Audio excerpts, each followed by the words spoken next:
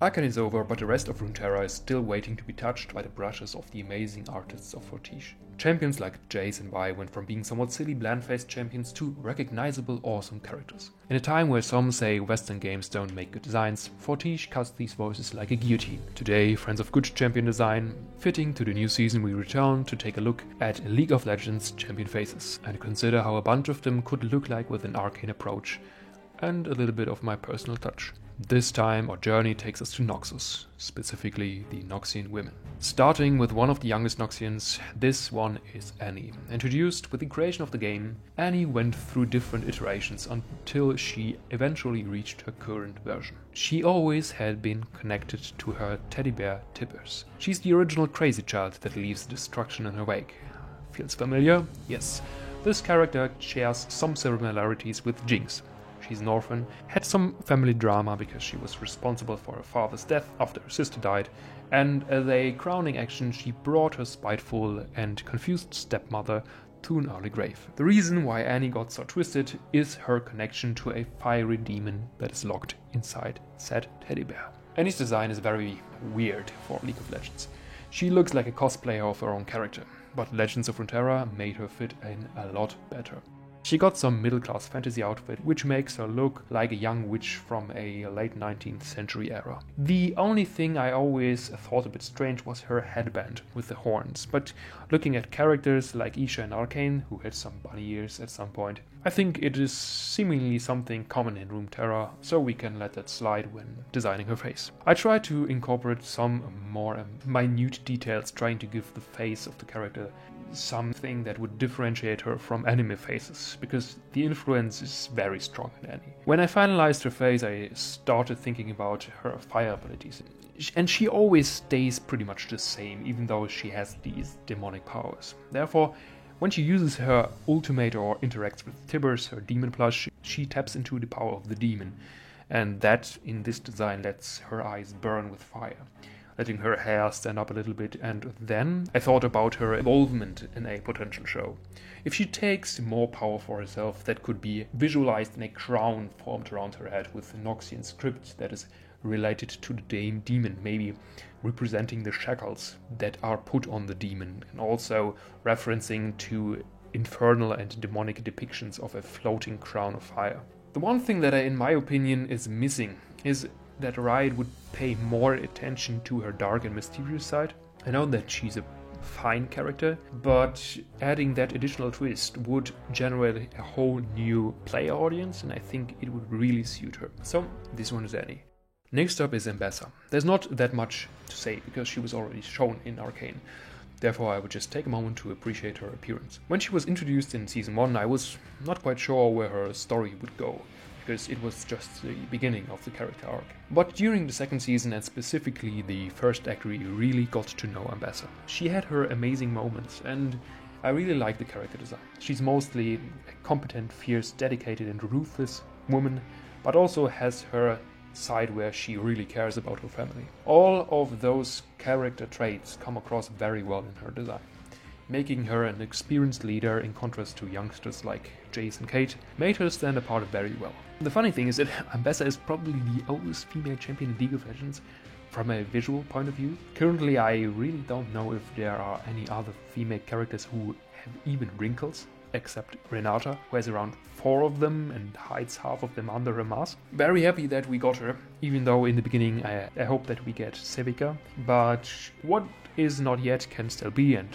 this is of course the only logical moment to introduce Ambessa because of her character conclusion. Also, quickly want to point out everyone to Victor Mori's socials. Quick tip, this man is pretty much 50% of my inspiration for League of Legends artworks.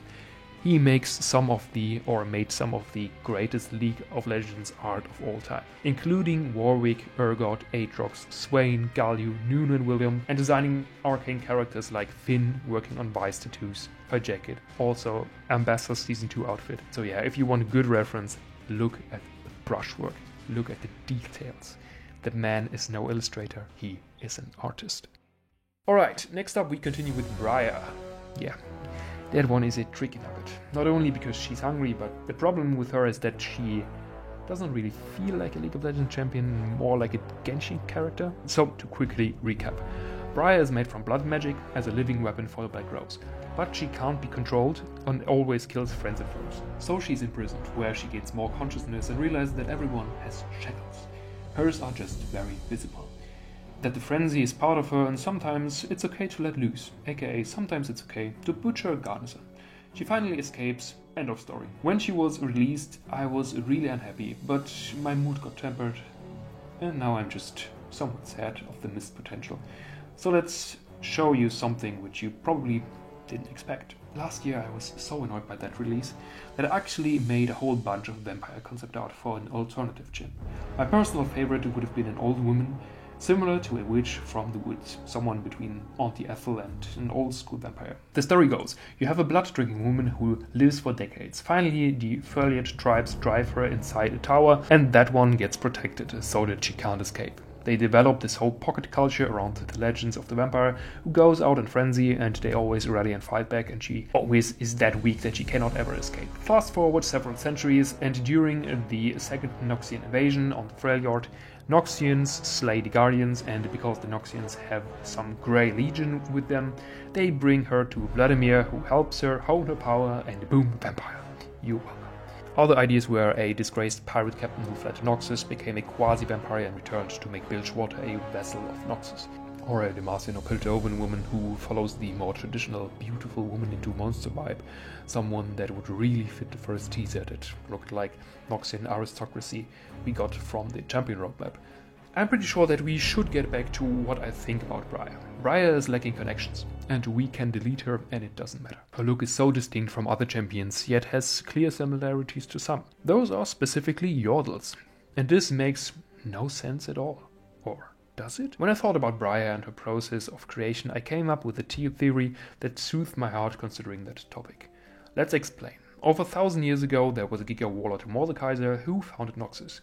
He conquered all around, died, got real mad that there was no Hall of Bones, where his achievements, defeating people, were acknowledged. He refused to move on from the spirit realm, was so determined that he talked through the Veil of Death to some mages in the actual world, got resurrected, built his new empire as Lich King. I have bent the realm of the dead to my will. During that episode, before he got his time out by LeBlanc, Mordo studied a lot of magic, including the Yordle Vhagar. After he got banished, the Black Rose, yes, the one from Arcane, got into his city, the Immortal Bastion, and collected pretty much all of his magical research and artifacts. But more about this later.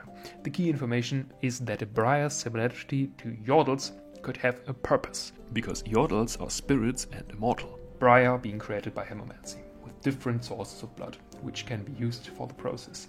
There are some races which would fit her looks. This would of course include Yordles, but also the blood of Echo's Firelight fled friends, who definitely look like a Badvastaya.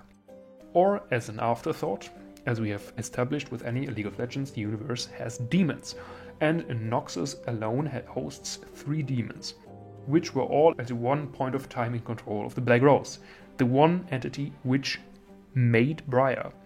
One of them, as we mentioned, is Annie's demon, the other one is Suede's demon Rome, and also the newest addition to the Rift, Otherkan, the Bringer of Ruin. There is, in the whole demonology of Runeterra, a demon of frenzy, and Briar always enters a frenzy when leaving the shackles behind.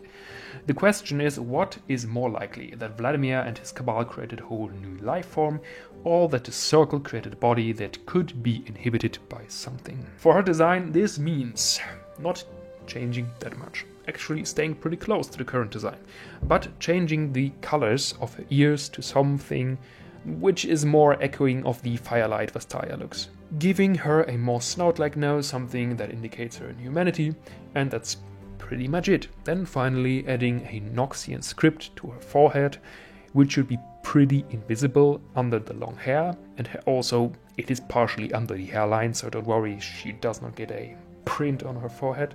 and this script would bind the demon to her body. This is how some lore and light visual changes can elevate a character to be very deeply interconnected. Well, nice. This one took me about a year to get my thoughts about Briar out the door. I think it was pretty necessary to cool off and at the same time collect some thoughts about what I like and what I don't. And now, ladies and gentlemen, and evil entities, we enter a already staked territory. We take a look at League of Legends' own Snake Lady. But what? Is there a challenger? Well, as there is already a very extensive and passionate redesign of Cassiopeia made by Nicky Boy in the beginning of the year, I will now present my approach to this conundrum. Noxus with their hot dummy mummies femme fatales is probably too overfilled for me to take another character and extrude their monstrosity, even if this trait is only visible in their stories. League was never good at presenting and visualizing the concept of a person who lost their beauty and had to adjust to the consequences. Looking at you, Kaiser. Cassiopeia is the sister of Katarina and the daughter of Marcus de Coudron, and she is the child that went into the shoes of her mother, not being an assassin, but being a politician, a lady of words, of smiles and smirks, someone who used her attractiveness to gain suitors and pawns. On a mission from the Black Rose, Cassiopeia went to Shurima and got cursed when opening a tomb that casually let out two vile demigods. At that moment her beauty faded and her lower body was transformed into a snake, and she became somewhat terrible to look at in an instant. As pointed out by quite a lot of people, that's a funny way to say attractive with a lower snake body. Therefore my approach for this Cassio is monsterifying her. Step number 1, take away some features that make her pretty. Well, that's what we have to pay. And to make a new step, we have to leave some things behind. This Cassio has a visually changed face. Her mouth is snake-like and she can rip it open to shoot out toxin. But how does this connect to her story as a former beauty? As part of the Black Rose, Cassiopeia has connections to the Veiled Lady, and my primary thought here was that she could take some inspiration from her leader. This could, for example, implement a veil. And an alternative would be a crafted gold mask, which would connect her to Shurima as well as Noxus. But most importantly, would create the first Noxian champion with a mask. What the hell? There's still none of those. And that's me from the future. Well, this was of course right before Riot announced all their silken danced mask skins of the Black Rose. But I gotta say, this makes me even more curious about what is to come. Additionally, I added the headpiece and added Noxian elements instead of Shuriman. This Cassio can still flirt with her eyes, trying to keep that seductive part of her personality, while at the same time having to hide her changed face under the veil or a mask. During combat in-game, the veil or the mask could go off, letting her spit poison on her foes. Let's continue with another beauty of Noxus, our second half-animal, half-monster woman, Elise. Elise, similar to Cassio, was a noblewoman centuries ago, who married into a more powerful house, and in no time she ran all of its assets. Her husband grew cold, tried to assassinate her, she survived the attempt on her life, but lay sick in bed due to the poison. There she got contracted by the Black Rose, and in no time rose through their ranks. She was then told to go to the Shadow Isles, a cursed island of the undead, to collect the skull of Mordekaiser, that ancient warlord whom we talked about in Briar's story. On that island under a ruined city, she was bitten by an ancient spider god who took out her whole party, but Elise got changed into a giant spider herself, and a bond was forged between her and that ancient eldritch being. She returned to the ship in her spider form, and on her way back to the Empire she regained her human form. Through her transformation she gained eternal youth, and now she uses her power to lure in young suitors, which she offers to her patron.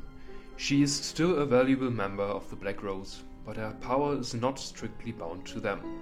Elise is someone who absolutely does not fit her description in-game. Her being seductive in human form would only work in a very specific kinky location. This would certainly fit in Elise, who additionally owns some locations of the horizontal business, and this sounds like a great idea, but for this we will stay with Elise the noblewoman. And in contrast to the Cassio design, here we will try to make her as appealing as possible. This Elise keeps a similar face and color palette to her original design, but the approach has some actual beauty to it, not just attractiveness. Elise has to be someone who stands out in an aristocratic crowd, like a near porcelain beauty. someone who looks at her victims from across the room, and this is enough to enchant them. She is the spider who lures people into her net. My favorite little detail about her design is adding a lot of jewelry. This jewelry is inspired by the glistening of water drops on a morning inside a spiderweb. I think that Elise should recompense everyone who is missing a more attractive Cassio. But to be real, I think it is good to have both sides of the monster/woman characters. Also, monsters in the role mid lane are less frequent than in jungle, so both choices fit a better niche in the position. So the next step. We don't really have that much to do. Cutter's face is pretty self-explanatory. I took similar measures to make sure that she has similarity with Cassio, but otherwise she is pretty much how she already is in game. For Cutter, I think there could be a lot of interesting design choices. Giving her a hooked nose or a long face, everything's pretty much open to interpretation with her. Katarina is someone where I think a lot of time has to be invested to create a compelling character that is similar but also new. She has to carry the burden of being one of the main characters in a Noxus or Demacia centered show. Katarina is part of the House de Couteau. She's a very capable assassin. She has connections to one of the 3 rulers of Noxus in Swain. She also has connections to the Black Rose through her family. She has connections to other assassin champions or characters in the Noxian area. Katarina is very well connected in the whole story. The only real thing I added here was bringing some reds into the mix, which means giving her red eyes during her abilities, because she uses hemomancy, so blood magic, and therefore, similar to Jinx's shimmer eyes, she has a slight sign of her augmentation. The next one is LeBlanc, and I don't really want to go too deep into that territory because at least I hope there will be that specific new design from Fortiche as a ASU in the future, and hopefully a soon future. Now in game, the current version of her really doesn't look like the leader of a circle, but Noxus' equivalent of the BDSM yodel in Zorn. LeBlanc as the Veiled Lady looks a lot more intimidating than her current self. I hope we get that in game. For her look, I think having characters shrouded in mystery can make them a lot more appealing. Looking at Jhin, for example. That is why I don't mind taking the face away. Still, there could be a plot line in a show where we find out who LeBlanc actually was. Was she maybe Mordekaiser's wife, Mordekaiser's daughter, or a monarch who was dethroned by him? All we can say is that there are endless possibilities. Next up is Rell, a young Ferromancer, a metal mage. And believe me, she is metal. She was put into a school by the Black Rose for magical children, where she's trained to become a superweapon against Mordekaiser, who can only enter the realm of the living through a metal armor. Not to throw any shade, but if you think that sounds a little bit like a plot device made into a character, you would probably have my approval. Either way, the story goes, Rell's power gets increased in that school through sacrificing other mages and transferring their power into her. When she realizes what happens to her fellow pupil, she demolishes the whole building and goes out of there like a giant middle finger. If you see any Vi references here, yes, she has a similar personality, and I really like that she has that rebel thing going on. I just hope that eventually her magic is not able to actually stop the ancient powerful warlord Mordekaiser. It would be nice if, of course, she has some amount in his downfall. Her being the plot device to defeat him would just be a bit weird. I took some time to add in some scars on her body. Her design is pretty solid. Rell has a recognizable face, and her hair is looking like a light bulb, managing to set her apart from other champions. I took the time to add in some scars on her body from repetitive fights against other young mages in the academy, as well as some small cuts around her mouth and eyes. Annie, Briar, and Rell could all have a subplot in a show, visualizing how different people react to similar circumstances. I just hope that they will not be turned into young superhero tropes who use their time in the academy like a coming-of-age show. But that aside, I think Rell is a great design. I hope her story will be memorable and well written. Next up is Riven, and she, in contrast to Rell, already has deeply connected and interesting stories.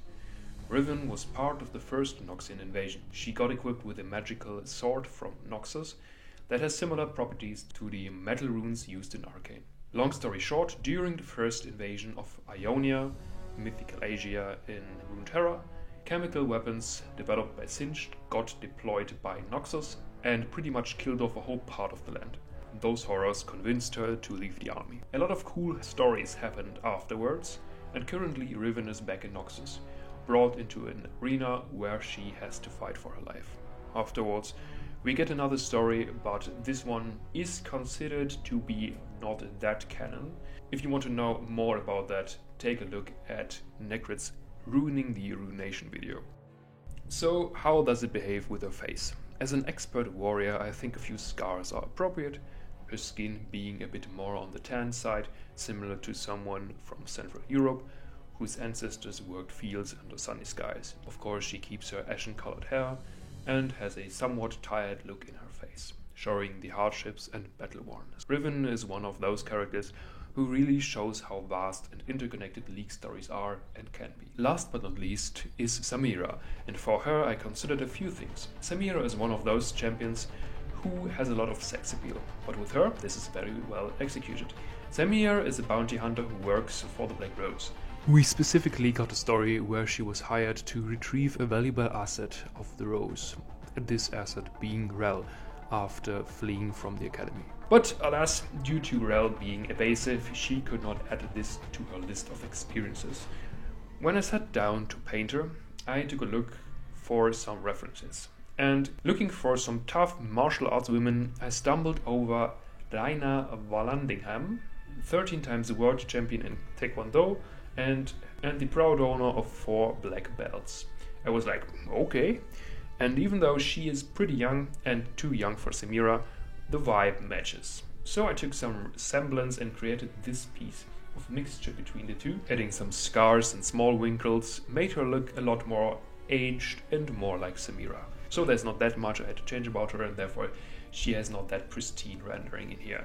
But I think the idea gets across. And eventually I will still have to paint all the boys, and maybe some monsters for Noxus, so hey, no pressure here. And here we have all the female Noxian champions, arcanified. While I made some stops to redesign some of them, more or less, let me know what you like about them, who you want to see next, and I hope you enjoy your holidays. There's still so much more, so let's see what's coming next. And with this, I bid you all farewell. This was Artis, and I see you in the next video.